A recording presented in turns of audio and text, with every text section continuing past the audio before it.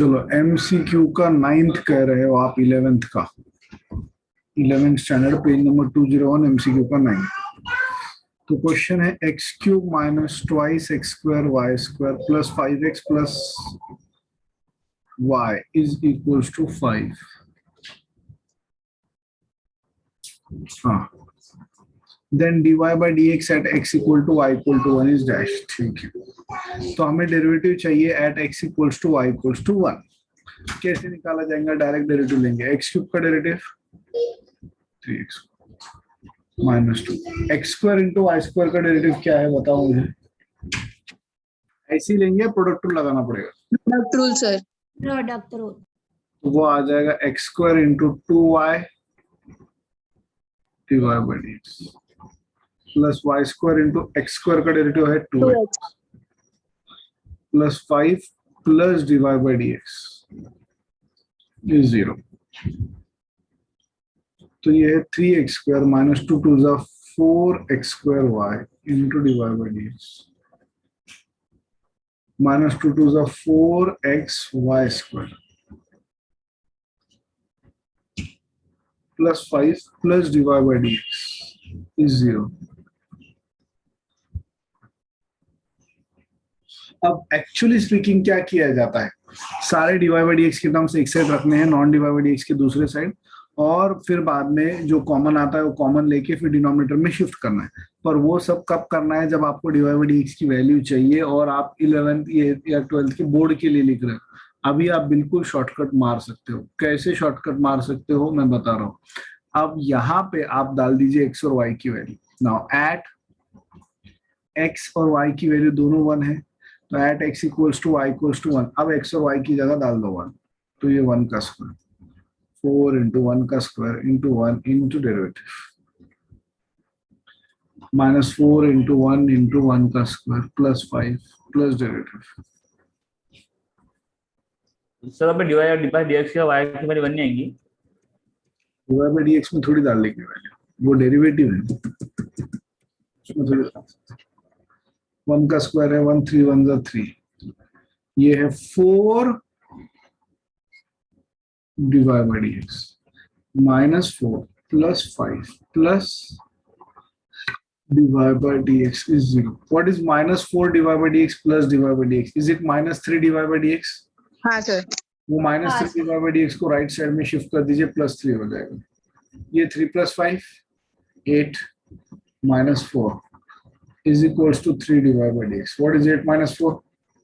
4/3। तो 4 by 3 is equals to divide by dx।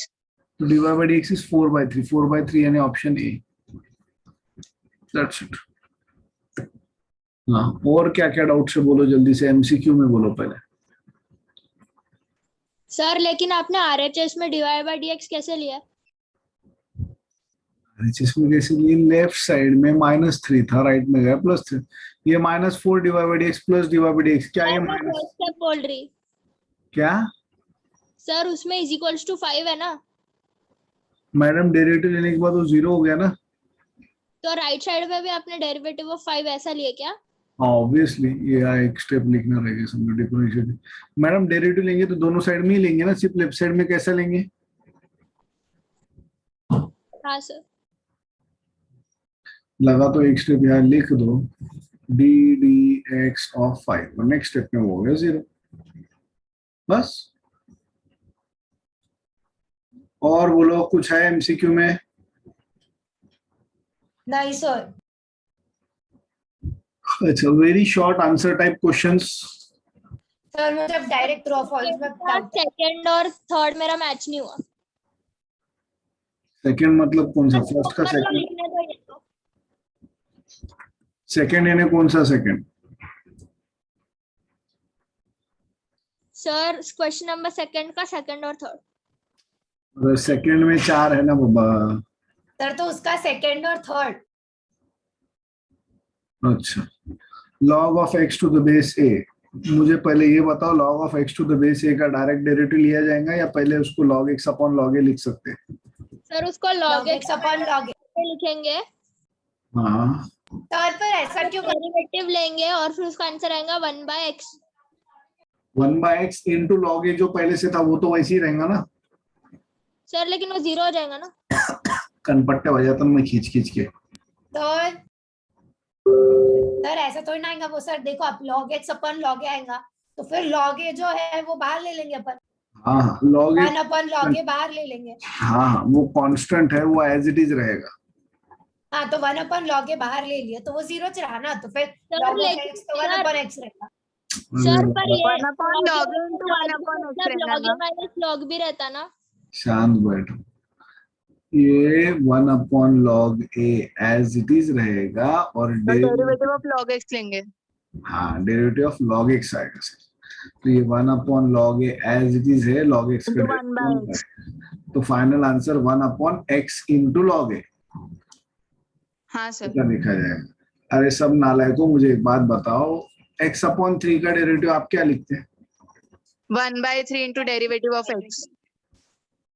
हाँ 1/3 into derivative of x मतलब effectively 1/3 ही हो जाता है। 1/3 हाँ सर। हाँ सर। क्यों फिर यहाँ 3 का क्यों 0 नहीं करते आप? सर वो कांस्टेंट है। हाँ तो मैं भी तो वही कह रहा हूँ ना, फिर कांस्टेंट का 0 करो ना। अगर आप log a का 0 कर रहे हो तो फिर उसका भी तो 0 करो ना। तो log a का भी 0 नहीं होता। हाँ तो आप भी तो चिल्ला रहे थे ना, परीक्षा आस्था।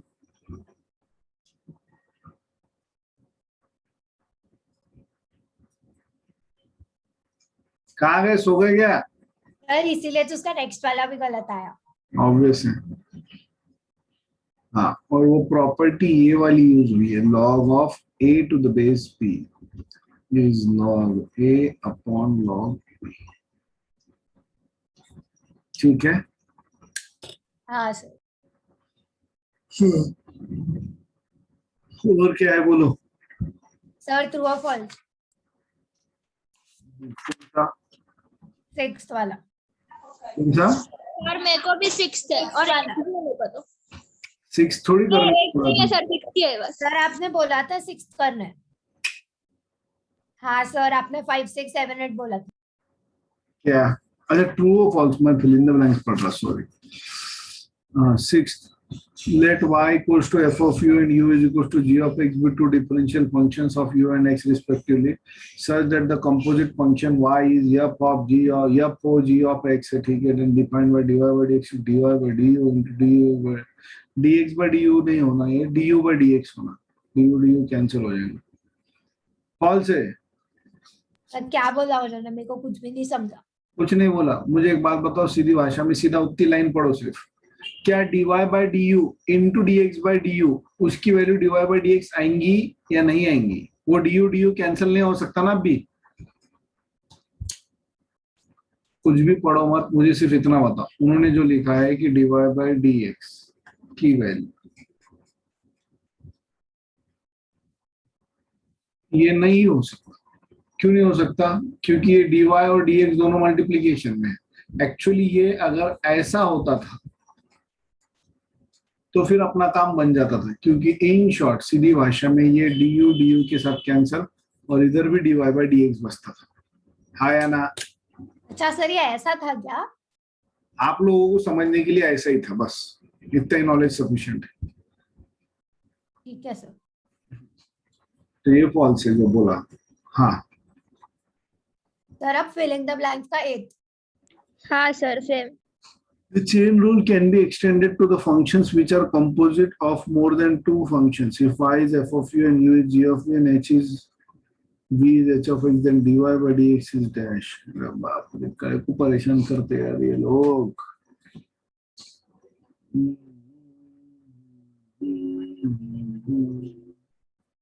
ठीक है, एक्चुअली आपको बताना पड़ेगा y क्या है, f ऑफ u, वहां पे u क्या है? g of v। तो f of g of v ऐसा हो जाएगा। हाँ। अब v क्या है? h of x। तो f of g of v x of x। h of x ऐसा हो जाएगा कि? हाँ सर। तो अगर मेरा ओरिजिनल फंक्शन ऐसा है, और मुझे लेना है इसका डेरिवेटिव।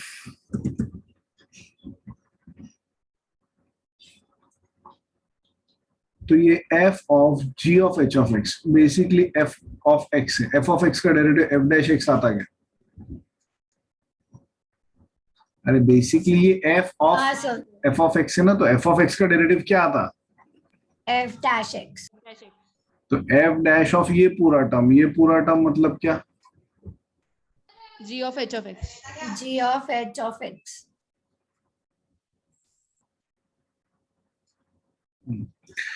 अब चेन रूल क्या कहता है? मल्टीप्लाई करो डेरिवेटिव से, किसके? उसके जो x की G of जगह। H of X के तो मल्टीप्लाई करो डेरिवेटिव से, किसके?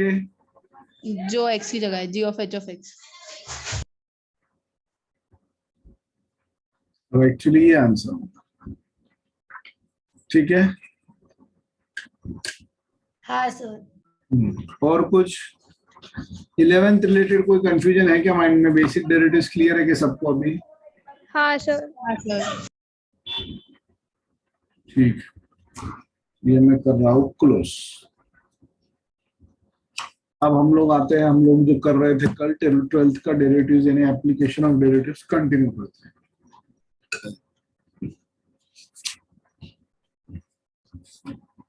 कहाँ तक हुआ था बोलो? एग्जाम्पल 2 के अंडर के 5 हो गए थे। पेज नंबर 132 से हाँ, एग्जाम्पल शुरू कर रहा हूँ।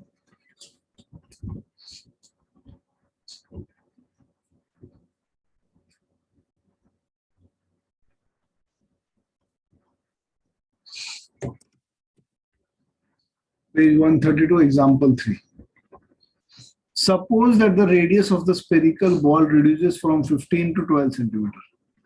The radius of the spherical ball reduces from 15 to 12 centimeter. Calculate approximate decrease in the volume of the ball. ठीक है, पहले बात तो रेडियस और वॉल्यूम का आपको फॉर्मूला यानी इसका रिलेशन पता होना चाहिए। तो लेट, इसे बोलने की जरूरत नहीं, v with the volume and r with the radius of ball.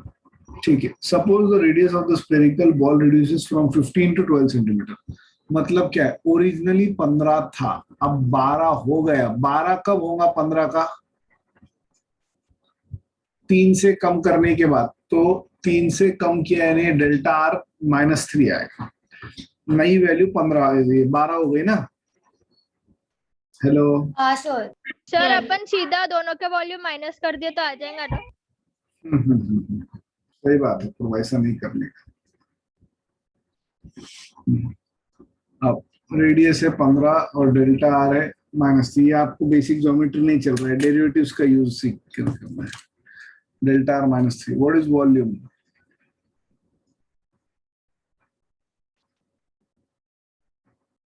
Four by 3 pi r cube. Differentiating r, ये differentiating v with respect to r. So ddr of v is 4 by 3 pi ddr of r cube. What is derivative of r cube? So 3 into R square. क्या cancel और हो? मेरे को नहीं समझ रहा। 3 cancel हो जाएगा. क्या नहीं समझ रहा? हमने किया ही क्या है अभी तक बहुत बड़ा काम। सर वो v कहाँ से आया? हाँ sir, volume, what is volume of cube? Ball है मतलब क्यूब है ना। वॉल्यूम ऑफ क्यूब का फॉर्मूला क्या है? सर पर आप ऐसे लिखते हैं ना y, suppose v equals to कुछ तो लिखना पड़ेगा ना पहले, फिर डेरिवेटिव लेंगे ना v का। अभी तक हाँ हम लोग वो y लेते थे, y को अभी मैंने वैसे ही रहने दिया, v के टर्म्स में रहने दिया, कोई इश्यू नहीं है। अब हम लोग derivative with respect to x ही लेते थे जनरली, यहाँ पे विद रिस्पेक्ट टू r ले लिया, उसमें क्या प्रॉब्लम? सर आपने वो मेरे को v नहीं बदला समझ अभी। रहा सर। अरे बाबा अभी तक कैसा था? y is equal to under root of x, तो x हमारा वेरिएबल था और y का डेरिवेटिव लेते थे इसलिए dy बाई dx। अभी हमने डेरिवेटिव किसका लिए बेटा? v का, तो v का डेरिवेटिव लिए इसलिए dv बाई dr। अब r क्यों आया? v का डेरिवेटिव ले रहे इसलिए y यानी v की जगह आया और r यानी x की जगह आया। तो differentiating with respect to r करे। आर क्यों करे? क्योंकि ये रेडियस का फंक्शन है ना, मैंने रेडियस को आर माना। आपको नहीं चाहिए ये सब चीजें तो आप जाओ वही बेसिक कामों में, क्या वॉल्यूम को y लो, रेडियस को x लो, तो आपका फॉर्मूला हो जाएगा y is 4/3 pi x cube. फिर आप derivative with respect to x लेंगे तो आपका y का डेरिवेटिव dy/dx आएगा, जो कि 4/3 pi into derivative of x cube हो जाएगा। और x क्यूब का डेरिवेटिव क्या रहता? 3x। 3 के साथ गया तो आया क्या? 4πx²। हेलो, हाँ सर। अरे हेलो, हाँ सर। अरे क्या सोते रहते क्या रे? तो मेरे को समझ गया था पहले। पटपट पटपट बोलते क्यों नहीं रे? सबको समझा गया अभी? हाँ सर। सर। तो ये क्या बच्चे नहीं रहे अभी? कब तक भी ये y और x में ही खेलते रहना ऐसा जरूरी नहीं है। बाकी सबकी भी आदत लगाओ, क्योंकि एप्लीकेशन ऑफ डेरिवेटिव में बहुत सारे वेरिएबल्स आने ही वाले। वैसे भी मैं कोई y और x पे ही हर बार टिका हुआ रहूंगा ऐसा कुछ भी नहीं है। ठीक है, अब क्या हम लोग 15 डालेंगे। हाँ, क्या हम लोग इसमें वैल्यू डालते रहते हैं? हाँ तो dv/dr r की किस वैल्यू पे? 15 15 का स्क्वायर। व्हाट इज 15 का स्क्वायर? 225 4 into 225 900 पाई। 890। मैडम 900 होता हो, निकाल के देख लो। हाँ, अब ये 900 पाई आया, पर हम लोगों को क्या चाहिए वो तो पढ़ो। सर अब डेल्टा भी निकालेंगे। हाँ, तो हमें डेल्टा वी ही चाहिए क्या एक्चुअली? सर ये कैसे समझा? इंग्लिश में क्वेश्चन पढ़ो पहले वापस। अप्रोक्सीमेट निकालना है। सर आपका भी कितना अजीब है, सेमीकोलन को ये नवा सिंबल आ गया। अरे वो यू और वी में डिफरेंस क्रिएट करने के लिए मैं जानबूझ के उसकी डंडी खींचता। सर पर फिर भी आपका यू और भी एक जैसा दिखता। वो यू ऐसा हाँ, रहता और वी ऐसा रहता है। अब वो क्वेश्चन और में आप अलग लिख सर दो। वी को सीधी सीधी स्लैंटिंग लाइन निकालो ना, ऐसे गोल गोल क्यों करना है आपको? स्लैंटिंग मतलब हाँ सर सर। टेढ़ी, एक टेढ़ी दूसरी टेढ़ी। सर आप है ना उसको कर्व सर बना रहे उसको भी हैं, आप बनाओ, कर्व किए, सीधी लाइन सर, एंगल बनाओ, रेखा एंगल बनाओ सर, रेखा। एंगल। जाने दो यार। वो ग्रेटर देन सिंबल रहता है ना, वो ऐसे वर्टिकल। हाँ वो बनाओ। हाँ वो वर्टिकली बना। हाँ करेक्ट। हाँ इसको बोलते भी। तो यू को ऐसे घुमा लेंगे। हाँ हाँ बस हो गया, टेंशन खत्म। अभी मैं समर्थ से भी छोटा हो गया।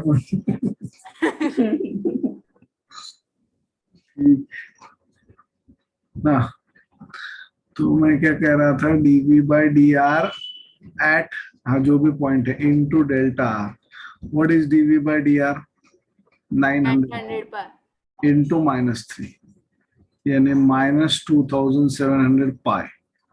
दैट इज, ये माइनस आया मतलब क्या? अब आपको पूछा क्या गया है? यही पूछा है। अब आप बोल रहे होगे ये कैसे समझा? तो मैंने वही कहा, calculate an approximate decrease in the volume. क्या कैलकुलेट करना है? Approximate decrease in the volume. तो सर ये डेल्टा वी क्या होता है? Is it approximate change in the volume? हाँ सर। Delta denotes a small change. Small change मतलब अब ये जो भी रेडियस चेंज हुआ उसके कारण जो भी चेंज हुआ है वो डेल्टा वी डिनोट कर रहा है। तो भाई वॉल्यूम चेंज हुआ है, -27 पाई क्यूबिक यूनिट से। अब माइनस का मीनिंग क्या है? कि ये डिक्रीज हुआ है। माइनस सिर्फ इसके लिए है, ये दर्शाने के लिए कि वॉल्यूम डिक्रीज हुआ है। So that is volume has decreased bye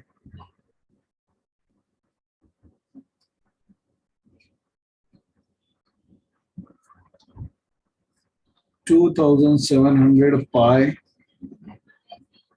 cubic units. Is that clear? हाँ सर। चलो और एक देखते हैं, साथ में लिख लेना पूरा। Example 4. If the length of the rectangle is measured as 7 centimeter with an error of 0.01 centimeter, ठीक है, find the approximate error in calculating its area if it's if the breadth of the rectangle is 3 centimeters. ठीक है, तो standard symbols use करेंगे. Length of the rectangle is measured as 7 centimetres with an error of 0.01. Sir इन्होंने सिर्फ error बोले तो इसलिए मैं सिर्फ 0.01 लूंगा. अब इन्होंने ये नहीं बोले कि ये वैल्यू 0.01 से मतलब ज्यादा गिन ली गई थी या कम. अगर वो ज्यादा गिन ली गई थी या प्लस कम बोलेंगे तो वहां पे प्लस या माइनस का स्कोप आता था. अभी वो आ ही नहीं सकता. ब्रेथ क्या है? 3 सेंटीमीटर. अब हमें क्या चाहिए?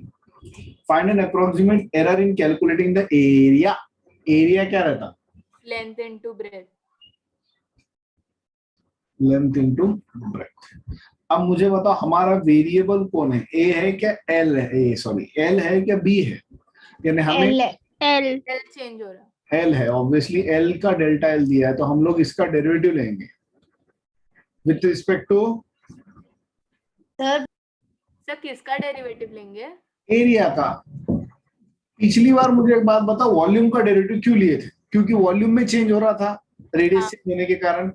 इस बार लेंथ में जो भी हमारा अप्रोक्सीमेशन हुआ है उसके कारण काय में चेंज हो रहा है? एरिया में चेंज ढूंढना है क्या अपने को? अरे find the approximate error in calculating it's area. तो एरर काय में ढूंढना है? एरिया में. तो इसलिए एरिया का डेरिवेटिव लेंगे विथ रिस्पेक्ट टू क्या? विथ रिस्पेक्ट टू वो जिसमें चेंज हुआ है. किस में चेंज हुआ है? लेंथ में. तो विथ रिस्पेक्ट टू एल लिया. ओके. हाँ हाँ तो सर. प्रोडक्ट रूल यूज करेंगे क्या? नहीं, यहाँ पे बेस कांस्टेंट रहेगा तो ये हो जाएगा बेस कांस्टेंट रहेगा फिलहाल. क्यों बेस कांस्टेंट है? मुझे एक बात बताओ, क्या बेस 3 है? फिक्स है ना? हाँ सर. सर ब्रेड से ना. हाँ ब्रेड ब्रेड क्या बड़बड़ कर रहा हूँ मैं भी आज. हाँ, पर तो सर हम ये डेरिवेटिव ऑफ एल लेंगे ना तो वो भी 0 चाहिए. मैडम 1 डेरिवेटिव आएगा. L with oh, respect to L X है 1 ना? अच्छा रहेगा हाँ ना. सर, यहाँ पे एल एक्स है. हाँ हाँ तो अब हमें बी की वैल्यू सर लेकिन मेरे को नहीं समझा आपने बी को क्यों ऐसा लिखे. कैसा क्योंकि लिखी? बी कांस्टेंट है. Constant है. कांस्टेंट बाहर आ जाता है और वो जो अच्छा variable B of derivative constant है. हाँ सर. हाँ, तो बी की वैल्यू 3 दी गई थी वो मैंने डाल दिया तो डेरिवेटिव आ गया. अब मुझे क्या चाहिए? Approximate change in the area. Delta A. Delta A. Delta A is A approximately by D A D by upon D L delta into delta x यानी डेल्टा एल. हाँ, तो ये तो है 3 3 into 0.01. तो 0.03. 3. सेंटीमीटर. सेंटीमीटर दिए ना सब कुछ? हाँ सब कुछ सेंटीमीटर में दिया है. So therefore approximate error in calculating the approximate error या अप्रोक्सीमेट क्या बोलते हैं उसको? चेंज. इन्होंने जो भी भाषा यूज करेंगे. Therefore approx error in Area. calculating the area is 0.03 centimeter square. Sir कल Okay. हमने जो डेल्टा ए माइनस ए किए थे वो नहीं करने की जरूरत पड़ेगी. क्या किए थे? डेल्टा वाई माइनस वाई वो यहाँ हमने वो काय के लिए किए थे? वो हम एग्जैक्ट उसकी वैल्यू निकालते थे ना. अगर यहाँ पे आपको एरिया निकालने को बोलेंगे तो एरिया निकालते समय हम लोग एग्जैक्ट एरिया में से डेल्टा एरिया ऐड करते, माइनस नहीं करते. वो माइनस कब होता है? जब वो साइन नेगेटिव रहती है तो वो खुद माइनस हो जाता. वो हम लोग को कब करना होगा? जब नया एरिया निकालना होगा. पर यहाँ पे नया एरिया नहीं निकालना है, नया ये आपको सिर्फ चेंज निकालना है ना. तो change is measured by delta. हाँ सर समझा. अब उसमें भी सपोज मैं आपको और डिटेल में समझाऊं. एक फंक्शन है कुछ तो भी उसकी 2 पे वैल्यू निकालनी है. एक फंक्शन है जिसकी 2.02 पे वैल्यू निकालनी है. तो 2.02 पे वैल्यू निकालने के लिए हम वो पूरा प्रोसीजर करते हैं. अब मैं ये कह रहा हूँ कि फंक्शन 2 पे है, फंक्शन 2.02 पे है, तो मुझे सिर्फ ये चेंज चाहिए 2.02 पे कितना आया. तो फिर आप बोलोगे वो जो चेंज है वो डेरिवेटिव जो भी है 0.2 और मल्टीप्लाइड बाय उसका डेल्टा एक्स मतलब 0.02. बस ये जो आएगा ये चेंज आएगा because of this 0.02 extra added. Okay. हाँ sir.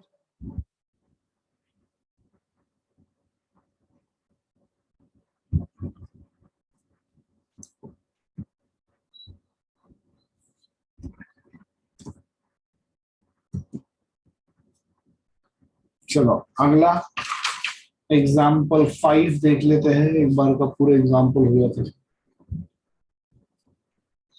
Find an approximate change in the surface area of the cube of side x meters caused by decreasing the side by 1%. ठीक है भैया, इजी है। अब काय का पूछ रहे हैं ये लोग, approximate change in the surface area of the cube of side x. तो सरफेस एरिया ऑफ क्यूब क्या रहता, 6 इंटू साइड स्क्वायर है क्या?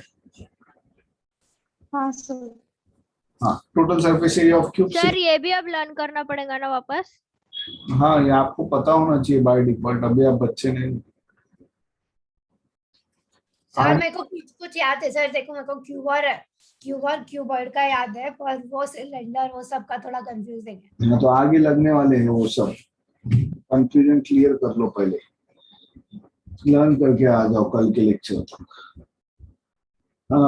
कॉज बाय कहाँ से लर्न करना? कहाँ से भी करो, बाकी सब चीजों के लिए बोलना नहीं पड़ता आपको कहाँ से पढ़ना है, सब व्यवस्था हो जाती है आपकी। हाँ रौनक जी। हाँ हाँ सर, वो सब कर लेते बराबर। हाँ, तो ये भी कर लेना, कभी कभी खुद की पढ़ाई के लिए खुद भी ध्यान देना है। अच्छा, डेल्टा एक्स 1% है क्या? हाँ सर। सर उसको 1/100 करके पॉइंट में लिख सकते हैं ना? ठीक है ना, आप पॉइंट में सर x क्या है? x इक्वल्स टू x ही है। x is the side side of वो क्यूब है। क्यूब या क्यूबॉइड जो, अच्छा उसकी वैल्यू पूछ रही क्या आपने? x की वैल्यू x ही है, समझ, साइड ऑफ x मीटर्स। ठीक है, अब हम लोग क्या करते हैं, डेरिवेटिव लेते हैं। एक मिनट में क्या किया, इतना कॉम्प्लीकेट क्यों किया इसको? ऑफ साइड x मीटर्स है ना? हाँ सर। क्यों किया इतना कॉम्प्लीकेट, मुझे कुछ समझ में नहीं आ रहा। जाने तो अपन अपना नॉर्मल देखते, छोड़ो। Differentiating s with respect to x। अच्छा, डिक्रीज बोला है तो वैसे माइनस भी ले सकते हैं आप, तो बेहतर रहेगा, लास्ट में हम स्टेटमेंट में लिख देंगे डिक्रीज हो रहा है, माइनस का इंडिकेशन है डिक्रीज। हाँ सर। तो डेरिवेटिव क्या आएगा बेटा? ddx of 6 into 2x। 6 into derivative of x square, जो कि हो जाता है 2x 12x। x की क्या वैल्यू डालनी है?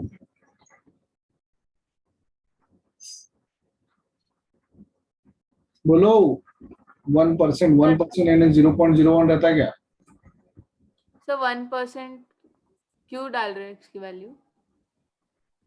नहीं, x की वैल्यू नहीं डालेंगे, सॉरी, ये तो एज इट इज, मैं क्या बड़बड़ कर रहा हूँ। ये इसमें डेल्टा s में, delta s is derivative of s into delta x। और ये अप्रोक्सीमेटली, तो 12x डेरिवेटिव कितना into है? minus 0.01। तो ये आ गया माइनस 0.12x बराबर। हाँ सर। बस सर उन्होंने कितना कॉम्प्लेक्स किए थे? एक मिनट, उन्होंने एक्स स्क्वायर भी लिखा लास्ट में, स्क्वायर क्यों आया? Due to decrease in the side by 1%, the surface area है। surface area decreases by 2%, क्या लिखी उन्होंने? So required decrease in the surface area is 2% of 6x square is 0.12x square. 1 second, even I did not get it out there. So एक काम करो, आप लोग जब तक ये ऊपर वाला लिखो, जब तक मैं एक बार फिर से पढ़ने की प्रयास करते क्या बोलते हैं। पुट करना बहुत ज्यादा जरूरी है। ये गलती हो गई थी मेरी कि मैंने सिर्फ -1% लिख दिया था। भैया वो माइनस प्लस ठीक है, वो तो अलग बात है, डिक्रीज की वजह से है, पर 1% किसका वो मेंशन करना जरूरी है। तो 1% ऑफ द साइड मतलब 1% ऑफ x। अब 1% यानी 1/100, 1/100 यानी 0.01 into x, ये ऐसा आ जाएगा delta x। Hello hello hello hello hello hello hello. हाँ, तो अभी तक बाकी जो हमने किया उसमें कोई चेंज नहीं आएगा, सिर्फ यहाँ पे जहां मैंने 0.01 लिख दिया था वो 0.01 x रहेगा, क्योंकि यहाँ x भी है तो ये मल्टीप्लाई होगा तो ये x का स्क्वायर हो जाएगा। और यूनिट में कुछ दिया है क्या, x मीटर्स, तो हाँ ये मीटर स्क्वायर है, स्क्वायर मीटर्स। तो ये माइनस क्या इंडिकेट कर रहा है, डिक्रीज है। Therefore surface area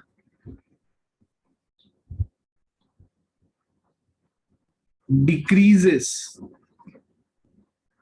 by 0.12 x square meter square या square meters, that's it।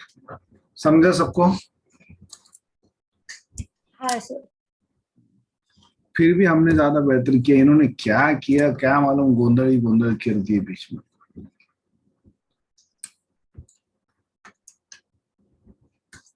चलो बढ़ो आगे। नहीं sir.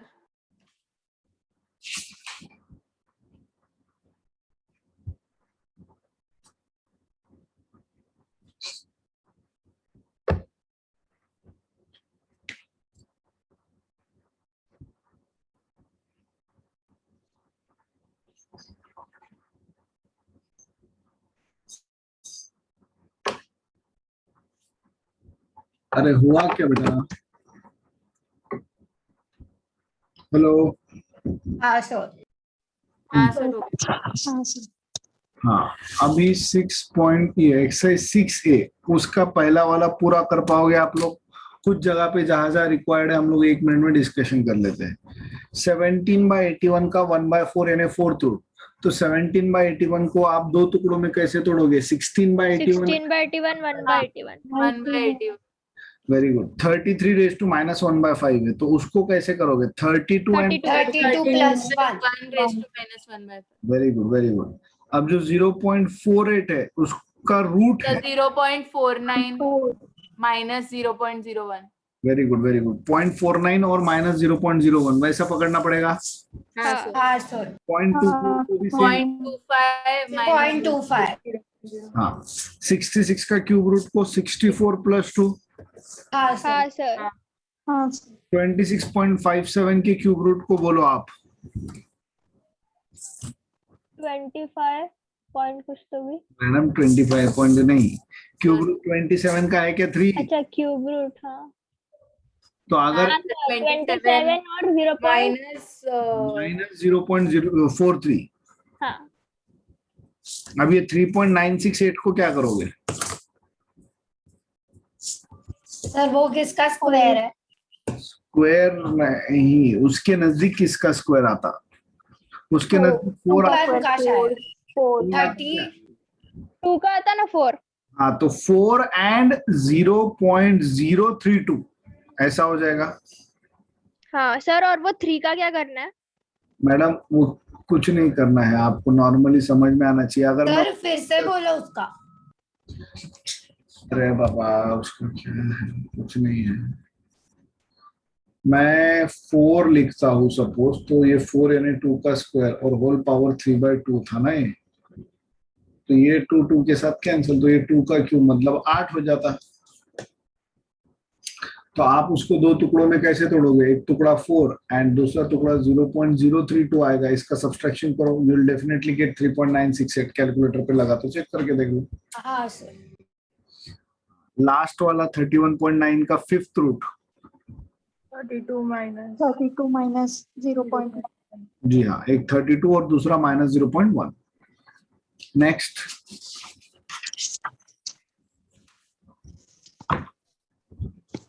if the radius of the circle increases from 5 to 5.1, find an approximate increase in its area and perimeter। Okay तो यहाँ पे small change आप पूरा 5.1 लेंगे या स्मॉल चेंज को 0.1 बोलेंगे? 0.1 फिर आ जाएगा एरिया और पेरीमीटर निकालते। एरिया क्या रहता है सर्कल का? πr² और पेरीमीटर 2πr। ठीक है, हो जाएगा।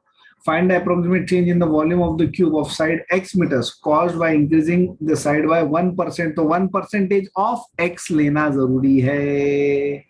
हाँ सर। हाँ तो 1% of x यानी 0.01 x। तो find an approximate और change। इसका आंसर एग्जांपल 5 जैसे चाहेगा ना, सिर्फ माइनस की जगह प्लस आएगा। एक मिनट, नहीं वॉल्यूम वो क्यूब है ना और वॉल्यूम है। वॉल्यूम बोला है तो वॉल्यूम x क्यूब। क्यूब तो 3x स्क्वायर इंटू 1%, तो 3.03 x क्यूब है क्या? चेक करो आंसर, 0.03 x क्यूब आएगा उसका आंसर।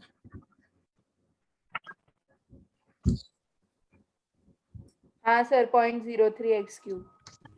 बरोबर आ जाएगा, ये सेम प्रोसेस है, कुछ भी अलग नहीं। हाँ, अब शुरू करें अगला पॉइंट, इंपॉर्टेंट पॉइंट। ये पहली एक्सरसाइज थी, अप्रोक्सीमेशन की एक्सरसाइज थी, ये आप लोगों को आज के आज करके लानी है। आज के आज मतलब कल के लेक्चर के पहले, कल लेक्चर है 3:15 बजे, प्लस सेकेंड एक्सरसाइज में तो नहीं लग रहा है, पर थर्ड एक्सरसाइज जो है ये इंक्रीजिंग डिक्रीजिंग में नहीं, इंक्रीजिंग डिक्रीजिंग के आगे 6B के आगे मैक्सिमम मिनिमा जो है ना, उसमें अगर आप देखोगे तो सारे ज्योमेट्रिकल फिगर्स एक एक करके आते हैं। पेज नंबर 151, 152 देखो जरा, सिलेंडर आया, ओपन बॉक्स आया, फिर तुम्हारा क्यूबॉइड आएगा, सब आएंगे इसमें। तो इसके लिए क्या चाहिए आपको, वो जो ज्योमेट्रिकल के फॉर्मूलेस थे वो सब लर्न चाहिए। मंडे तक, ट्यूसडे तक भी करे तो कोई खास बात नहीं है, तब तक भी चल जाएगा। चैप्टर थोड़ा सा वेरी गुड। और बड़ा ही उसमें क्या है। चलो, इंक्रीजिंग और decreasing function, let us start.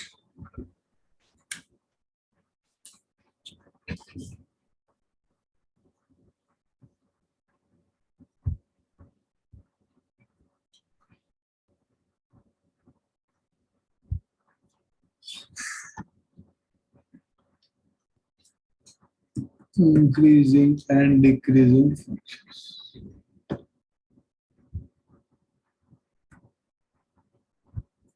अब किसी भी फंक्शन को इंक्रीजिंग और डिक्रीजिंग कैसे कहते हैं? अगर कोई भी दो पॉइंट्स है x1 और x2, एकदम सिंपल बताता मैं, इन्होंने बहुत कुछ कॉम्प्लिकेट करके बताया है, एकदम simple C. For any 2 points x1 and x2, if we have a relation, suppose that x1 is greater than x2, and we get a condition that f of x1 जो भी फंक्शन होगा is always greater than f of x2 for all values of x. ये उल्टा, ये मतलब for all रहता, for all real values of x, then it is called a strictly increasing. ये condition काय की है? Strictly increasing.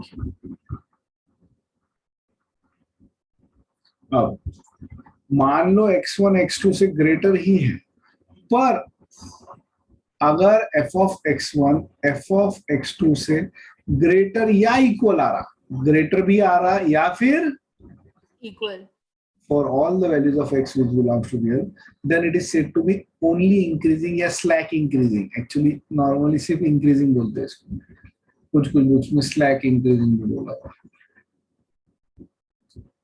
It is increasing, क्या लिख दिया मैंने? INCREAS। अब ये x1 greater than x2 रहा, तो उसमें ये कंडीशन। अब मान लो x1 greater than x2 ही है, लेकिन हमारा फंक्शन हमेशा उल्टा बोल रहा, for all values of x which belongs to, तो इसका मीनिंग क्या है? Strictly decreasing. वेरी गुड, इसका मीनिंग होगा स्ट्रिक्टली डिक्रीजिंग। और last, x1 greater than x2 ही है और आपका f of x1 less than और equal to f of x2 आ रहा है, तो उसको क्या कहेंगे? डिक्रीजिंग। स्लैक डिक्रीजिंग या नॉर्मली सिर्फ डिक्रीजिंग।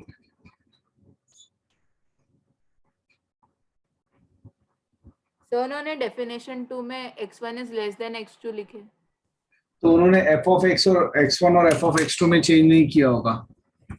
मैंने f of x1 is greater then f of x2 ऐसा लिखे। हाँ, तो बात एक ही हुई ना घूम फिर के। हाँ, मैंने f of x में चेंज किया है, जो करना है x1 और x2 को हमेशा सेम रखा, उन्होंने उल्टा चेंज किया, घूम फिर के एक ही हो। भाई सीधी सीधी भाषा में दो नंबर ले लो, 1 और 3। अगर 1 और 3 में f of 1 f of 3 से बड़ा आया हमेशा, तो इंक्रीजिंग है। f of 1 f of 3 से ग्रेटर या इक्वल आ रहा, तो सिर्फ इंक्रीजिंग होगा। स्ट्रिक्टली इंक्रीजिंग कब? जब एफ ऑफ 1 हमेशा ग्रेटर आएगा। अब 1 और 3 दो नंबर में, नहीं उल्टा बोल दिया ना मैंने, 1 और 3 में 3 बड़ा है ना, हाँ उल्टा बोल दिया। ये देखो 1 और 3 में कौन बड़ा है? 3 इज ग्रेटर देन 1 है, तो 3 इज ग्रेटर देन 1 है, तो हमेशा एफ ऑफ 3 एफ ऑफ 1 से अगर सिर्फ ग्रेटर आता है तो उसको स्ट्रिक्टली इंक्रीजिंग कहेंगे, और एफ ऑफ 3 एफ ऑफ 1 से ग्रेटर या इक्वल आता है तो उसे इंक्रीजिंग कहेंगे। पर 1 और 3 में ये तो पक्का है हर बार की 3 बड़ा आने वाला है, पर अगर एफ ऑफ 3 एफ ऑफ 1 से छोटा आता है तो उसे डिक्रीजिंग कहेंगे, स्ट्रिक्टली वाला, और छोटा या इक्वल आता है तो स्ट्रिक्टली नहीं, normal decreasing. Sir F of मतलब फंक्शन की डेरिवेटिव। फंक्शन, फंक्शन जो भी फंक्शन।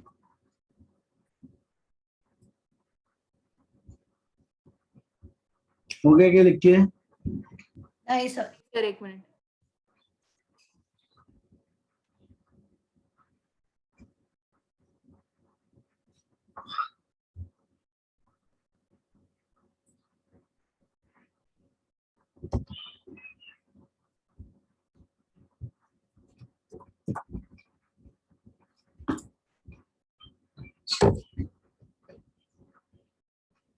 चलो पहला एग्जांपल, पेज नंबर 134।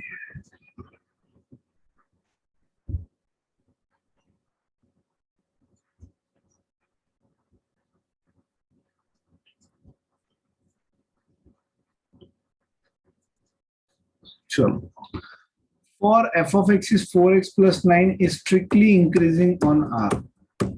अब मुझे एक बात बताओ, एक सिंपल फंक्शन है 4x plus 9, उसमें आप x की कोई भी वैल्यू डालो, x की वैल्यू डालो 2 डालो, वाला 4x plus 9 में क्या आता आंसर बताओ मुझे? 17। Hello sir 17। अरे बाकी के सो गए क्या? हाँ सर नहीं 17। Sir.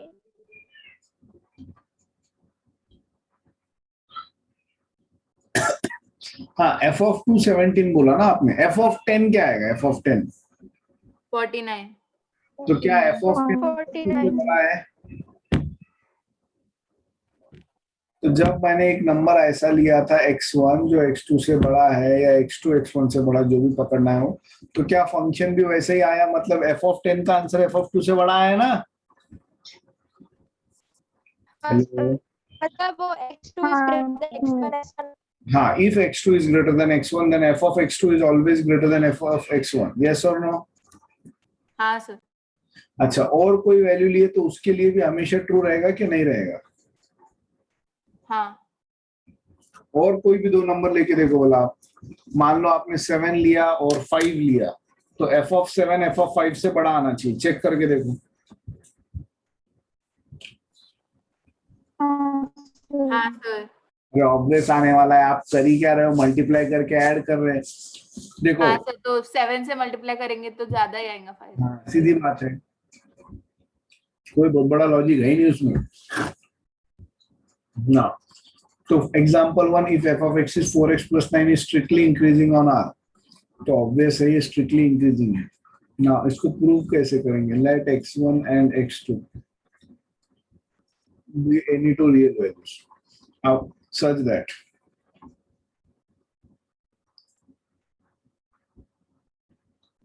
x1 is greater than x2 मान लो, या लेस देन, जो मानना है। अब मुझे बताओ, मैंने x1 is greater than x2 पकड़ा, अगर मैं कोई भी दो नंबर्स को 4 से मल्टीप्लाई करता हूं तो उनके बीच का रिलेशन चेंज नहीं होता, ग्रेटर होगा तो ग्रेटर ही होगा, लेस होगा तो लेस ही होगा, हाँ या ना? हाँ सर। और अगर मैंने 9 ऐड किया भी चेंज नहीं होता, रिलेशन कब चेंज होता आपको याद होगा, तो जब नेगेटिव वैल्यू से मल्टीप्लाई या डिवाइड करते हो। हाँ। तो मैंने यहाँ भी 9 पकड़ लिया, यहाँ भी 9 पकड़ लिया, तो ये है f of x1, ये है f of x2, तो f of x1 is always greater than f of x2, खत्म। तो जब x1 greater than x2 होगा तो f of x1 is greater than f of x2, अगर ऐसा आ रहा है, so therefore it is strictly increasing function। hence proved। अब सही बोले तो इसके ये जो पहले 3-4 एग्जाम्पल है ना, कोई पूछने वाला नहीं है आप लोगों को, सिर्फ ये समझने के लिए कि भाई इंक्रीजिंग डिक्रीजिंग क्या है। इसका एक्चुअल जो काम होगा डेरिवेटिव लेके होगा, वो डेरिवेटिव लेके कैसा होगा एग्जाम्पल 4 के बाद समझेंगे। यहाँ तक समझा क्या? हाँ सर। अगला, if f of x is x square, it is strictly increasing on 0 to infinite. अब 0 to infinite में कोई भी दो नंबर बोलो रहे 3 और 5, तो 3 का स्क्वायर 9 आता है, 5 का स्क्वायर 25 आता है, क्योंकि 3 और 5 में 5 बड़ा है तो 5 का स्क्वायर 3 के स्क्वायर से बड़ा आ रहा है। हाँ क्या ना?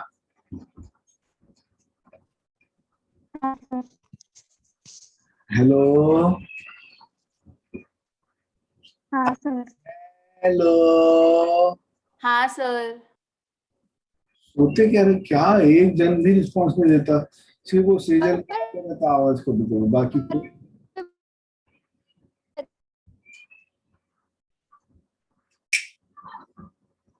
अभी भी देखो कोई नहीं आवाज। सर है ना? बस सेजल का ये, वही तो बोले। हाँ बोलो। तो उसके अंदर खराब रास्ता का। बाकी कहाँ गए बच्चे? नाम के लिए प्रेजेंट है कि मनस्वी, श्रेया, प्रेरणा, शरायु, सर बोलिए। एक का भी आवाज नहीं है पूरे लेक्चर में।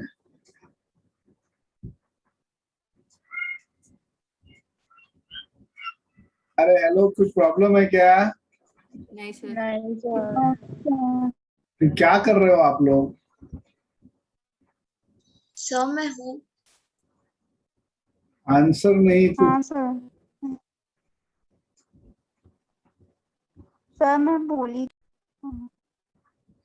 एक आधी बार बोले होंगे, बोले तो क्या, मुझे तो आवाज ही नहीं आता, सिर्फ सेजल का आते रहता बस। आप सर हाँ बोलो। सर सर मैं भी मेरी हूँ आवाज सर, आ रही क्या सर? मैं कब से मैं भी चिल्ला हूँ, रही मैं हूँ? भी हूँ। अरे तेरा नेट खराब था। तो सर मैं भी बोल रही थी। वो अंबानी को पैसे दो थोड़े से पहले। सर उसका जीवन ही है शायद ठीक है सर। उसका।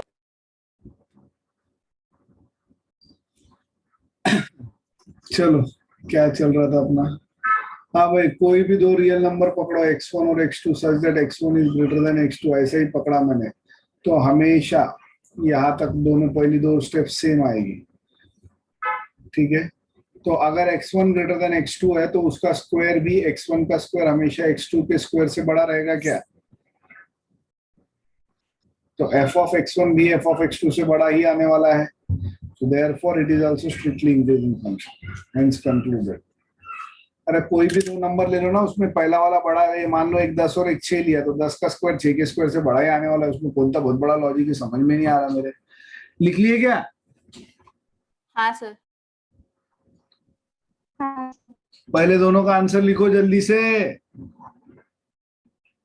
हाँ, उसकी ये लिखो जो भी क्वेश्चन में कहा है। इसमें क्या है? It is strictly increasing on r, on real number, और it is strictly increasing in the interval 0 to infinite। Negative नहीं दे सकते हो क्योंकि नेगेटिव में उल्टा होता है, आपको याद नहीं होगा। नेगेटिव में -5 और -3 में कौन बड़ा है? -3। और स्क्वायर करो तो -3 का स्क्वायर छोटा आ जाता -5 के स्क्वायर से।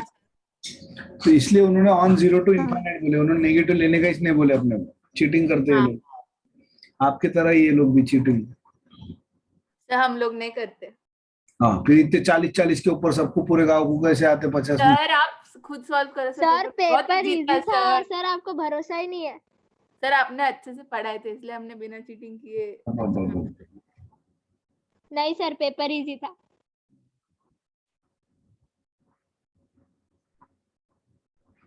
चलो, हो गया क्या? हाँ सर। तीसरा वाला f of x is -x square, it is strictly decreasing on 0 to infinite। Sir graph नहीं पढ़ना है क्या? कोई जरूरत नहीं अपने को। सॉरी, भूख लग गई। चलो, लेट x1 and x2 जाना सर, ये दो एग्जांपल कर लेते हैं, एक बार गए पांचट खाना। 4:30 दोगे ना सर, जान दो ना। Let x1 and x2 be two real values such that x1 is greater than x2। Squaring करेंगे तो x1 का square is greater than x2 का स्क्वायर, पर नेगेटिव सिंबल डालना है, क्यों? क्योंकि फंक्शन माइनस एक्स स्क्वायर है, तो नेगेटिव सिंबल डालूंगा तो ये उल्टा हो जाएगा क्या? रिवर्स हो जाता सर। तो ये f of x1 is less then f of x2 आया, तो यहाँ पे even though x1 greater than x2 है तो f of x1 less then f of x2 आया, तो ये इंक्रीजिंग में होते रहता है ऐसा कि डिक्रीजिंग में होते रहता? हाँ, स्ट्रिक्टली ऑब्वियसली। अरे भैरव, आपसे पूछ रहा हूं मैं। हाँ सर। हाँ सर डिक्रीजिंग में होता है। डिक्रीजिंग में होता है ऐसा, डिक्रीजिंग तो ये डिक्रीजिंग है। अब अगला फोर्थ एग्जांपल, क्या बोले उन्होंने? फंक्शन है ax प्लस बी, ठीक है। वैसे ही एग्जांपल ले लेंगे, let x1 and x2 be two real value such that x1 is greater than x2। Now a is less than 0 and b is greater than 0।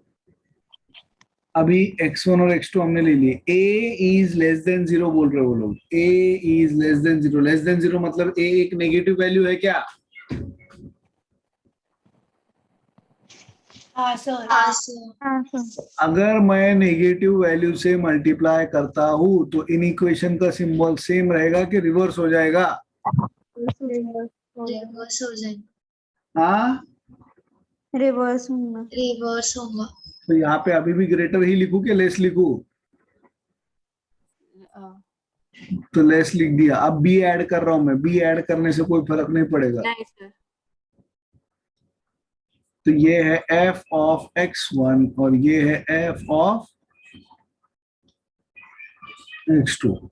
तो even though x1 greater than x2 था तो f of x1 less then f of x2 आया क्या?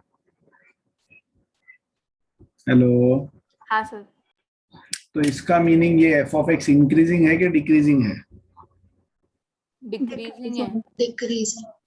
That's it, खत्म। समझा क्या? हाँ sir. Strictly decreasing. और सही बोले तो ये चारों एग्जांपल कभी कोई गधा भी नहीं पूछने वाला आपको एग्जाम में। फिर सर काय- एमसीक्यू में भी नहीं पूछेंगे? मुझे नहीं लगता है पूछने के लायक भी है। काय को पढ़ा है फिर? एक्चुअली स्पीकिंग, वो जो नेक्स्ट पेज में 136 में एग्जांपल 1 शुरू हो रहा ना, वो अपने लिए इम्पोर्टेंट है। तो कल का लेक्चर इम्पोर्टेंट है। कल अच्छा खासा काम भी देते आएगा मुझे, वैसे भी संडे से ना तो अच्छा है।